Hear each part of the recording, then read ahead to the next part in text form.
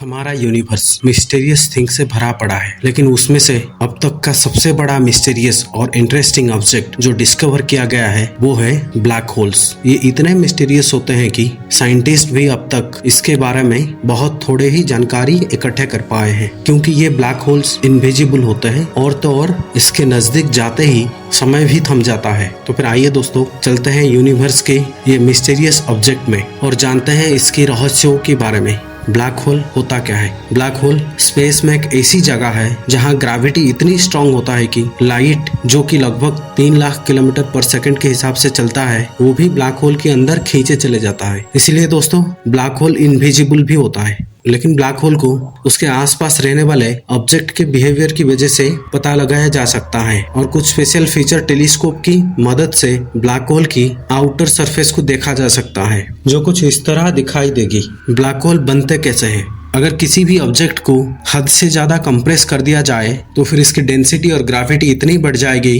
कि ये black hole में कन्वर्ट हो सकता है। जैसे कि कभी अगर हमारे सूरज कोलैप्स होके एक छोटे से गोले में कन्वर्ट हो जाए और जिसकी रेडियस मात्र 2.5 किलोमीटर हो तो ये एक ब्लैक होल बन जाएगी। और हमारी पृथ्वी को कभी अगर एक मटर के दाने जितनी कंप्रेस कर दी जाए तो इसकी ग्रेविटी इतनी बढ़ जाएगी कि ये एक ब्लैक होल में कन्वर्ट हो जाएगी। ऐसे ही हमारे यूनिवर्स में लाखों करोड़ों स्टार्स है जो हमारे सूरज से मिलियंस और बिलियंस गुना बड़ा है। जब उनमें से कोई स्टार कोलैप्स होता है तब एक सुपर मैसिव ब्लैक होल बनता है और ये अपनी आसपास सारे चीजों को अपने अंदर खींचने लगता है। आखिर ये स्टार्स क्यों और कैसे कोलैप्स होता है? दोस्तों, स्टार कैसे कोलैप्स होता है ये जानने से पहले हमें ये जानना जरूरी है कि स्टार बनते कैसे हैं। दोस्तों, स्टार्स हमारे यूनिवर्स में मौजूद धूल और गैस के बने बादलों से बनते हैं। दोस्तों, यूनिवर्स में धूल और गैस से बने बादल होते हैं और इसमें हाइड्रोजन और हीलियम की मात्रा बहुत अधिक होता है। और जब कभी ये बादल में डेंसिटी बढ़ने लगता है ये अपनी ग्रेविटी के कारण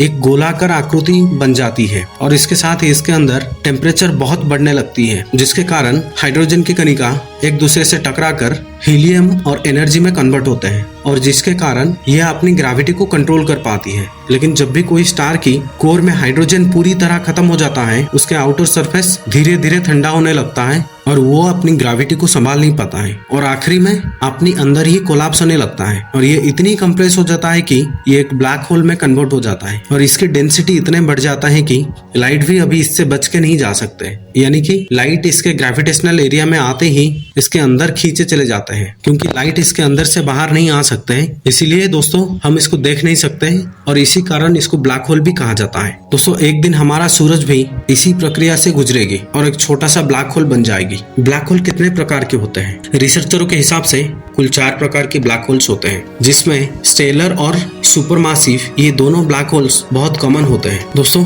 अगर हमारा सूरज से अनुमानिक 10 से 20 गुना कोई स्टार अपने अंदर कोलैप्स होके ब्लैक होल बन जाता है तो फिर इसको स्टेलर ब्लैक होल कहा जाता है और ये ब्लैक होल्स हमारे ही गैलेक्सी यानी कि आकाशगंगा में काफी मात्रा में मौजूद है। और सुपरमासिव ब्लैक होल्स वो होता है जो हमारे सूरज से लाखों करोड़ों गुना बड़ा होता है। साइंटिस्ट केवल गेस कर सकते हैं कि इतने बड़े ब्लैक होल्स कैसे बने और ये माना जाता है कि अधिकतर गैलेक्सी के सेंटर में एक सुपरमासिव ब्लैक होल है। हमारे गैलेक्सी यानी कि आकाशगंगा में जो ब्लैक होल है उसका नाम है सजिटेरस ए और उसका मास अनुमानिक 40 लाख सूरज के बराबर है और उसका डायमीटर पृथ्वी से सूरज तक की डिस्टेंस का बराबर है। ब्लैक होल पहले कब और किसने डिस्कवर किया? पहली बार ब्लैक होल शब्द का इस्तेमाल अमेरिकन एस्ट्रोनॉमर जॉन व्हीलर के द्वारा 1967 में की गई थी और जो फास्ट ब्लैक होल डिस्कवर किया गया था उसका नाम है साइनस X1, जो कि हमारे पृथ्वी से 6070 लाइट ईयर दूर है, जो कि बहुत सारे रिसर्चर्स इंडिपेंडेंटली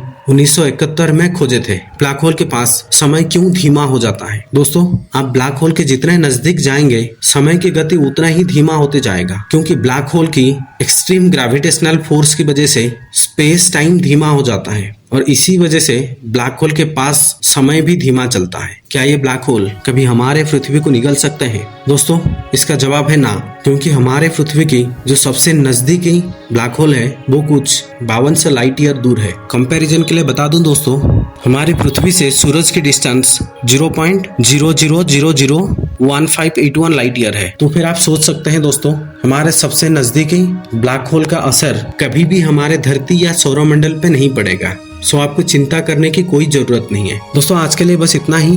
अगर ये वीडियो आपको अच्छा लगा तो ये वीडियो को लाइक और शेयर करना ना भूलें। ऐसे ही और इंटरेस्टिंग और नॉलेजेबल वीडियो देखने के लिए हमारे चैनल को सब्सक्राइब करके बेल आइकन जरूर दबा दें। आपका बहुत बहुत धन्यवाद।